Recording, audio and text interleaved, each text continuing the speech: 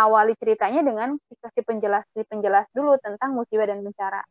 Gunung Sinabung meletus kan musibah dan bencana. Kemudian Gunung Kelud juga meletus musibah bencana. Gunung Berapi meletus musibah bencana. Banjir, kemudian kekeringan di NTT itu juga musibah bencana. Setelah itu sebutkan bahwa Indonesia sedang terjadi musibah dan bencana. Setelah itu bencana-bencana menelan korban, kemudian harta jiwa, kemudian gagal panen, kemudian sayur-sayur yang dihasilkan di lereng juga hancur, itu juga musibah dan bencana. Nah, biasanya ragam yang ineratif seperti ini kalau menurut saya itu ada di dalam kalimat lisan gitu ya. Kalau dalam kalimat lisan kan kita kalau sudah berbicara ini takut ya, misalnya tentang corona misalnya, efeknya kita disebutkan, oh ternyata teman saya ada yang seperti ini, teman saya ada seperti ini, oh banyak ya dampak corona ini, nanti dijelaskan lagi, oh ya teman saya juga seperti ini gitu ya. Jadi itu adalah paragraf ineratif gitu ya, yang dijelaskan bahwa ide pokoknya, inti informasinya di tengah. Setelah dijelaskan di awal, intinya apa, dampak misalnya. Setelah dampaknya diselesaikan, diceritakan lagi dampaknya apa lagi gitu ya. Jadi ditambahkan informasi lebih banyak. Nah, tapi yang menarik adalah yang menyebar. Nah, ide pokok yang menyebar ini hanya satu-satunya di dalam paragraf deskripsi. Nah, maksudnya apa?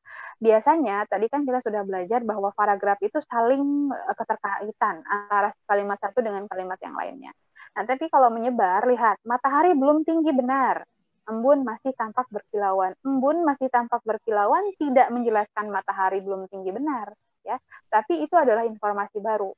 Warna bunga menjadi sangat indah diterpa sinar matahari, kan ini indera penglihatan. Embun masih tampak berkilauan, ini indera penglihatan.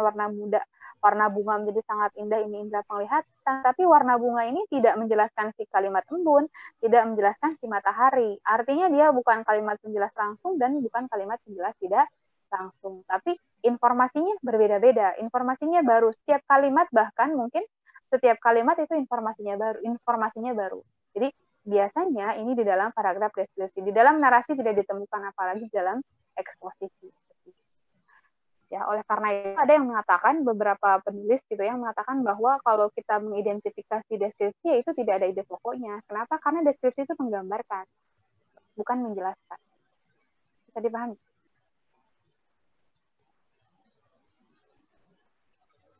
Ada pertanyaan?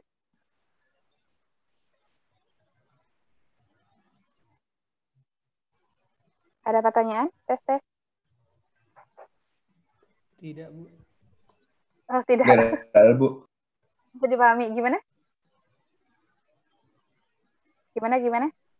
Oh, berarti kalau paragraf dengan ide pokok menyebar ini nggak ada kalimat topik dan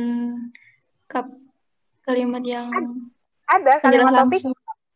Ya, tidak ada kalimat penjelas langsung dan kalimat penjelas tidak langsungnya. Ya, kalimat topiknya tadi itu informasinya kan, kalimat topik kan satu informasi gitu ya. Informasinya itu banyak. Informasi 1 dan informasi 2 itu berbeda. Sedangkan paragraf yang kita pelajari, satu paragraf harus punya satu informasi. Kalau 2 informasi, tentu itu informasinya baru. Tapi karena ini deskripsi, bahkan setiap kalimat yang baru itu kan informasinya baru lagi. Kenapa? Karena menggambarkan. Dipahami? Iya, silahkan.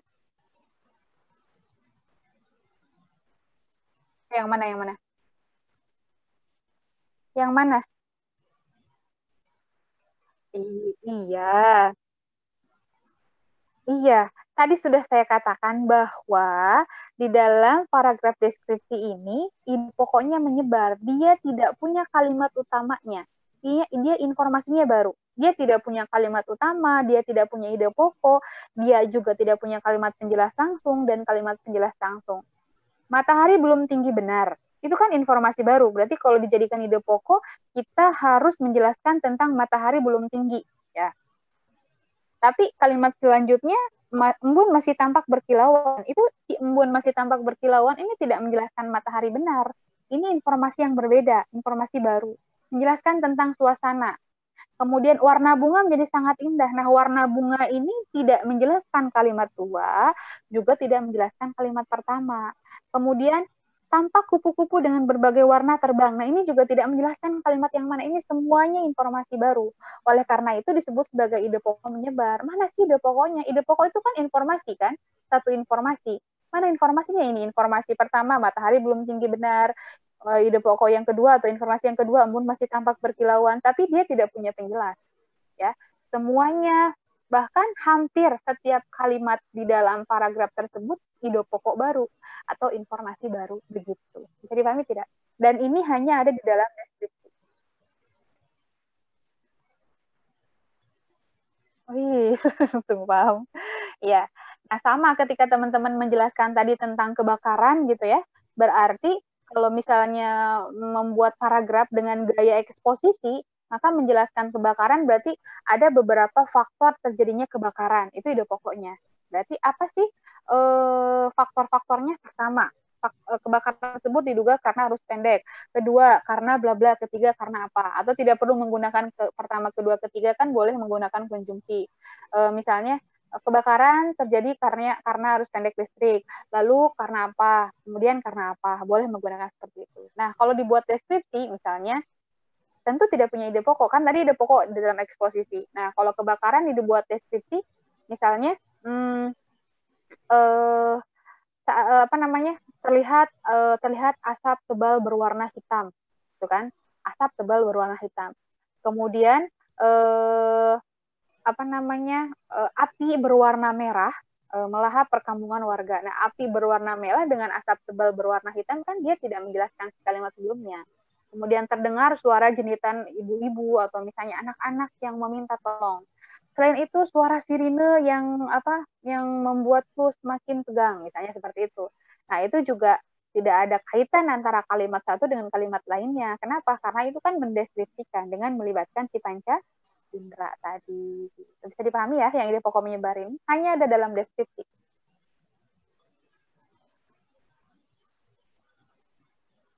Paham? Bisa dipahami?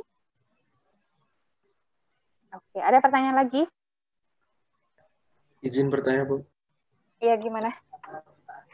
Yang slide berapa tadi? Slide 16, Bu. Ada yang mana? Saya nggak bisa kelihatan tentang konjungsi, ya kan konjungsi antar kalimat. Oke, ini ya.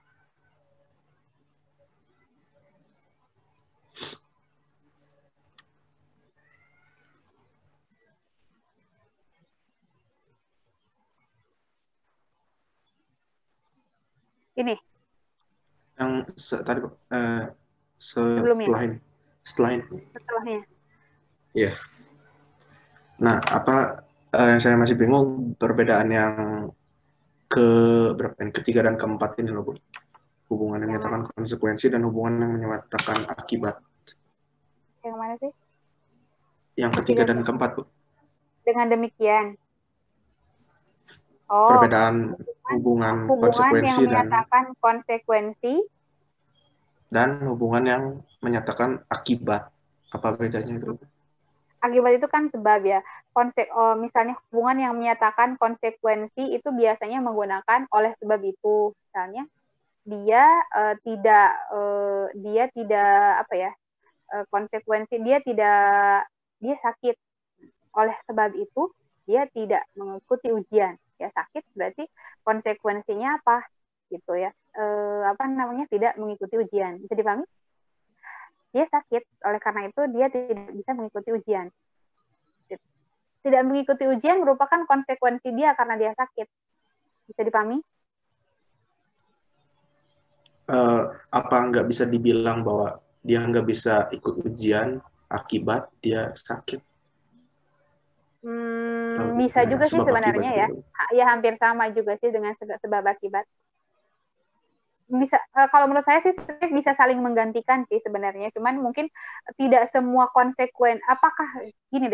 apakah semua konsekuensi itu akibat? Kalau sama berarti bisa saling menggantikan. Coba kita diskusikan, apakah semua konsekuensi itu akibat dari sesuatu? Iya, kalau menurut saya, Bu. Iya. kalau misalnya dilihat dari definisi ya, dari KBBI itu konsekuensi itu pasti akibat dari sebuah perbuatan. Tuh. Begitu juga dengan akibat. Nah, akibat juga merupakan sebuah konsekuensi dari perlakuan. Sebenarnya kalau begitu bisa saling menggantikan. Nah, ini juga kalau misalnya berbeda juga sebenarnya tidak merupakan kesalahan yang fatal.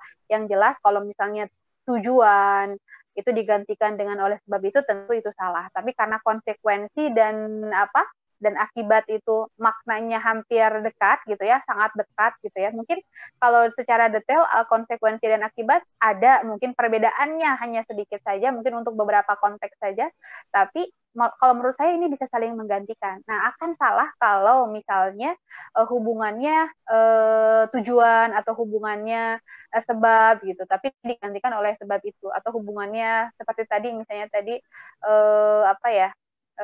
keadaan sebelumnya digantikan dengan seperti ini. Kalau misalnya oleh sebab itu digantikan dengan demikian, ya karena maknanya masih dekat, kalau menurut saya bisa saling menggantikan sih.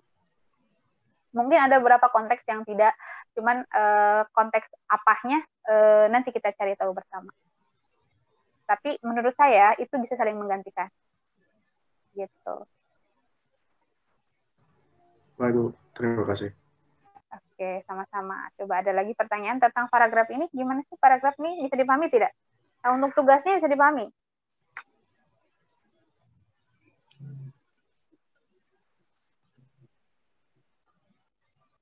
Tugas di GCR bisa dipahami? Jadi teman-teman tugasnya mengidentifikasi satu paragraf nanti di berita online atau misalnya punya koran atau seperti apa itu boleh ya ditulis, tapi nanti teman-teman tidak harus selalu menemukan paragraf yang benar. Nah, siapa tahu kalau yang benar berarti mudah ya. Oh, berarti ini kalimat topiknya, ini kalimat penjelas langsungnya, oh ini kalimat penjelas tidak langsungnya gitu ya. Oh semuanya menjelaskan kalimat topik, berarti oh ini paragrafnya benar. Nah, bisa jadi beberapa kasus teman-teman menemukan paragraf yang tidak padu. Misalnya, oh ini tidak menjelaskan kalimat topik, oh ini paragrafnya tidak benar, harusnya tidak perlu memerlukan perbaikan, tapi hanya menjelaskan saja. Itu bisa jadi, karena kan tidak semua teks yang kita baca sebenarnya tepat. Apalagi kalau teman-teman baca koran-koran yang misalnya kalau koran cetak itu kan ada tuh koran-koran yang gimana gitu. Nah, itu biasanya tidak hanya paragraf, bahkan tanda baca, kalimatnya juga masih berantakan. Tapi kalau Kelas Kompas atau Media Indonesia itu sudah lebih bagus gitu ya paragrafnya dan tanda bacanya.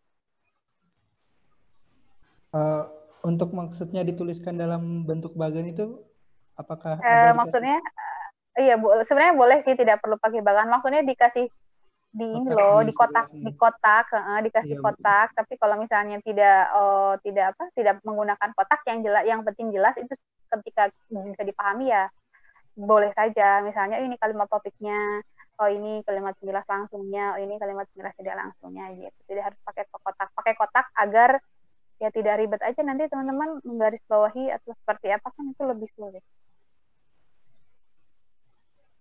Kemudian tugasnya berarti ada 2 ya, Bu? Iya, yang kedua itu menulis. Nah, menulis paragraf dari tema-tema yang saya berikan. Nah, boleh menggunakan, tapi di situ dimintanya deduktif ya. Iya, Bu, deduktif. Ya, deduktif. Tapi boleh lah ya, boleh sebenarnya boleh. Kalau misalnya Bu, saya mau mencoba paragraf tipe paragraf yang lain ya boleh saja. Yang jelas harus ada penjelas langsung dan tidak langsung.